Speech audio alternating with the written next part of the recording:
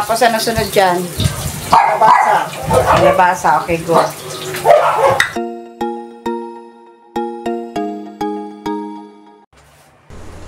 Sinubukan ko ngayong mag-set up ng maraming camera, dalawang cellphone, ang DSLR, tapos CCTV.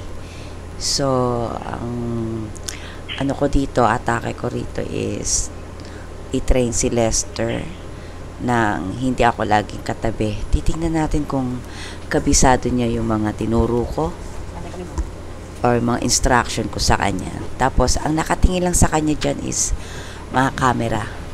So, dito na lang ako talaga nag-review ng ginagawa niya kasi nagluluto din ako niyan eh. Nagpiprito ako ng galunggong. Actually, tinitignan ko ang kapatid ko ngayon. Tinitignan ko siya kung paano siya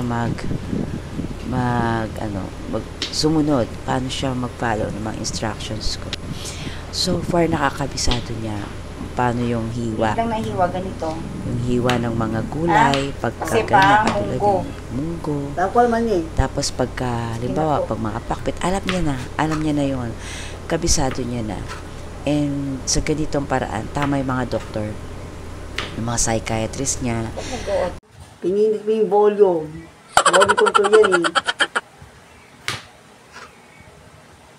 Ilayo mo. Okay. Hindi. Pag ano, hindi dyan. Ang totoo, gustong-gusto niya yung ginagawa namin.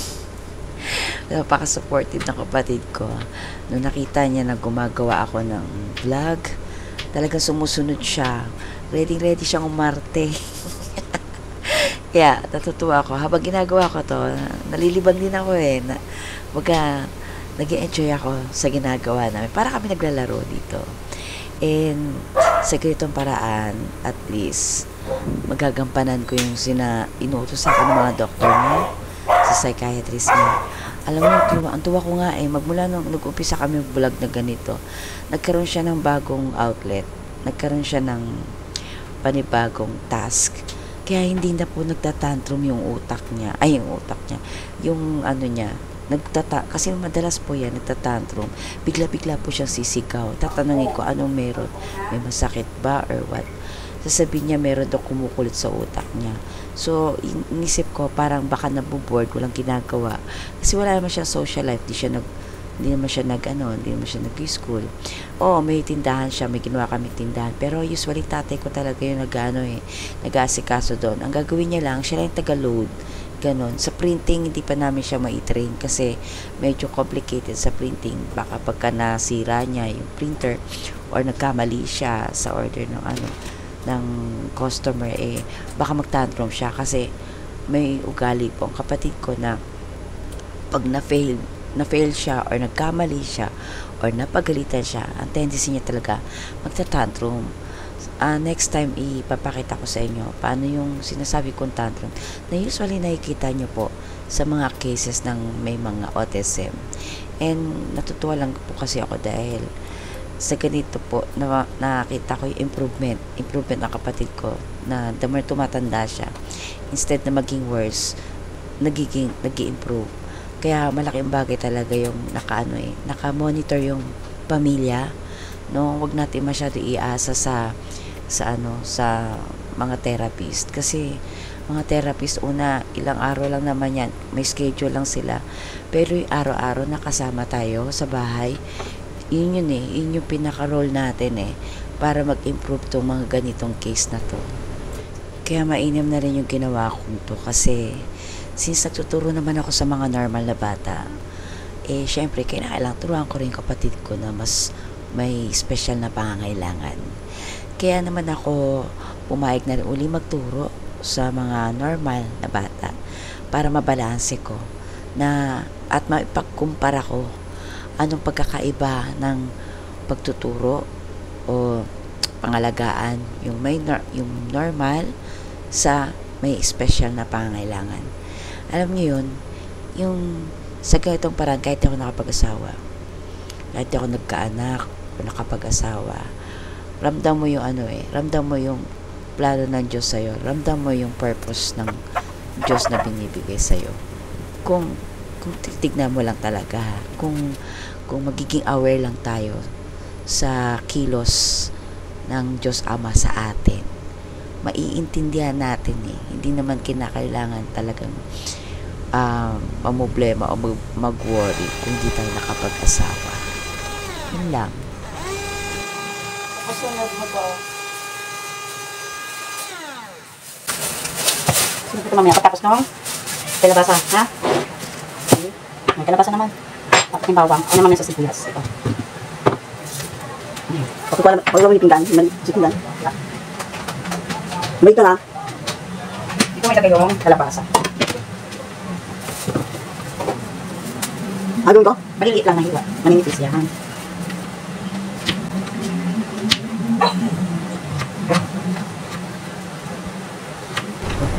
Kaya pinipilit ko maging malakas pa rin, tsaka maging healthy. Kaya pinipilit kong bumalik sa pagsasayaw, pag-exercise, kasi alam ko kailangan pa ako ng kapatid ko. Tsaka gusto ko matuto siya, maging independent siya, since lalo na nawalan kami ng nanay. So, mas magagawa ko yung gusto kong gawin para sa kanya, kasi sa totoo lang na-spoil talaga yan sa nanay ko. Ayaw niyang pinagagawa namin siya ng kung ano-ano or inuutusan namin lagi. Naaawa siya sa kapatid namin, pero kasi para sa akin, damo na tumatanda ang mga katulad nila, mas kinakailangan nila matuto maging independent, para kung sakaling kami mauna, at least hindi sila maluloko, hindi sila magugoyo ng mga normal na tao na mas matindi pa ang utak ng mga yun kaysa sa katulad nila, lalo na mga malulokong taong normal naman ang pag-iisip.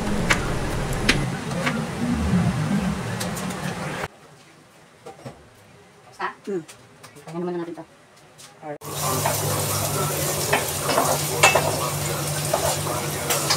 Tapos, pagtapos niyan, ang palaya. Ang palaya.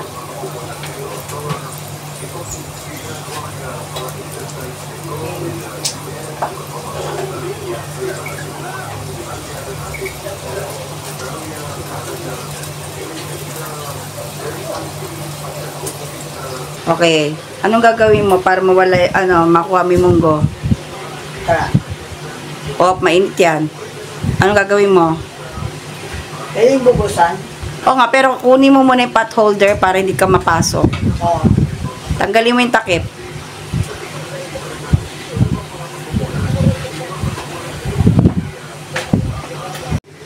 Buhos mo na yan. Dahan-dahan. Alright.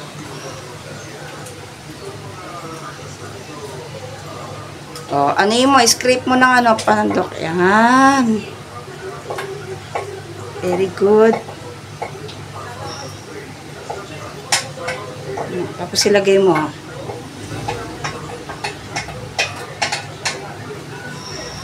Diyan mo lalagay. Sige. Saluin mo. Lagyan mo siya ng konting patis. Nilagyan mo na ng cubes. Lagyan mo siya ng konting patis.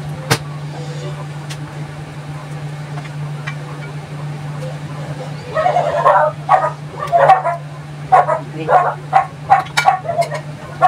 Asa mo na yan.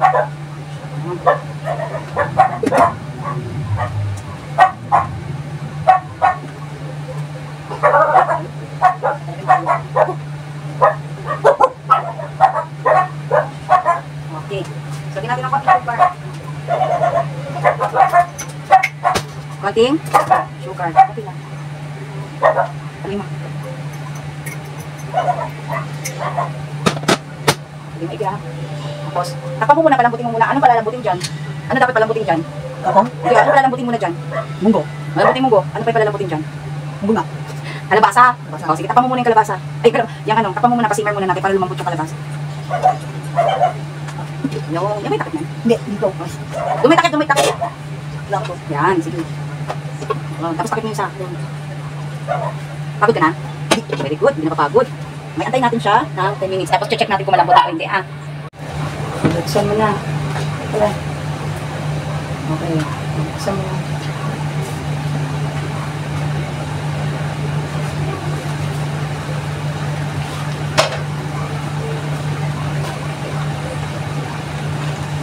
Kangkong muna, no?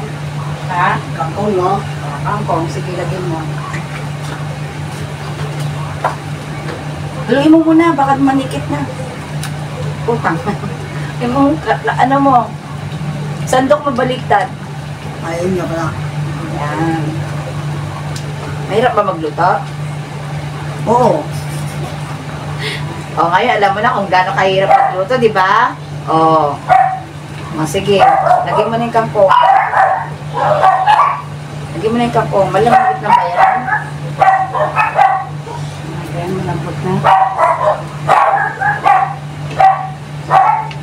O, malambot na. Diyan mo malalaman yan.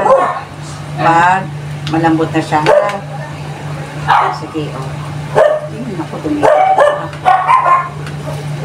Dumidikit. Huwag mainit. Hindi mainit? Hindi mainit? Hindi mainit pag ginawa ka mo? Hindi? Talaga? Ano? Sige nga. Sige, lagyan mo na yung kakong. Kaya magpapal-powder na lang ako. Ha? Magpapal-powder na lang ako. Tandahan. Tandahan. Geto. Hawak mo.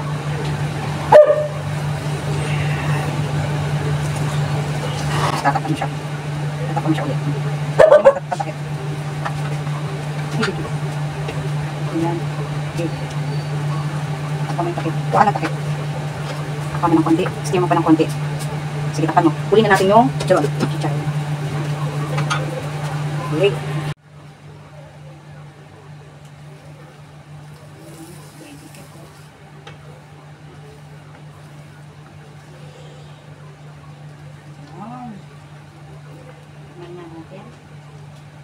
Ari ko! Ano yun? Ipis yun. Ipis. Ipis.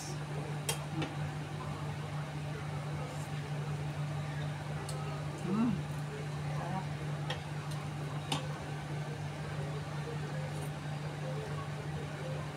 Sarap.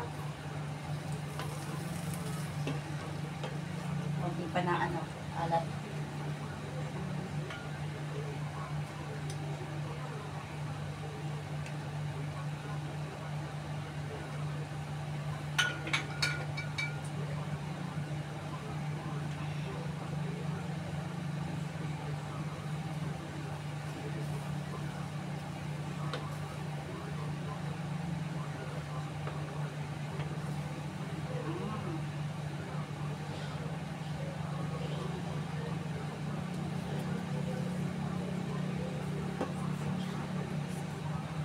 No, sarap.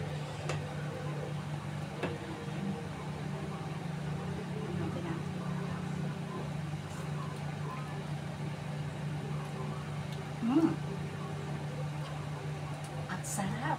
Sige, dali, tignan mo. Tikman mo. Ikaw kunwari titikin. Dali. Oh. Kukuha ka ng ganang. Pagtikim ganito ha. Ganyan. Tapos kukuha ka ng ganun ha. Oh. Sige, dali. Tapos bibigyan mo.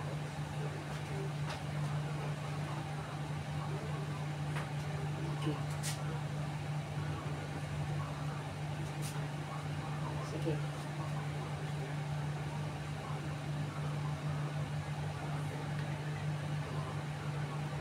Mamaya.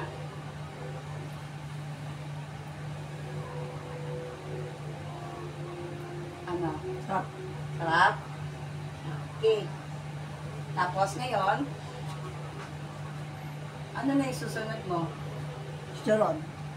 Ano na? Chicharon. Chicharon. Yeah. Chicharon. Chicharon. Ngayon, buksan mo na yung chicharon.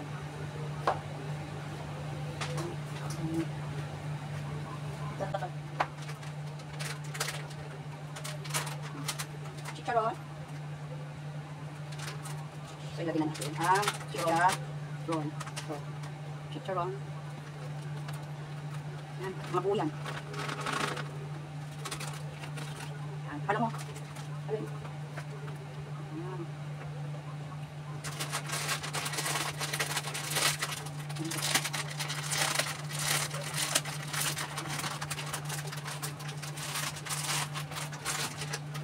ganyan. Kevin.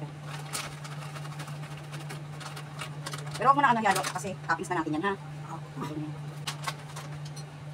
Picture na natin. Picture na natin.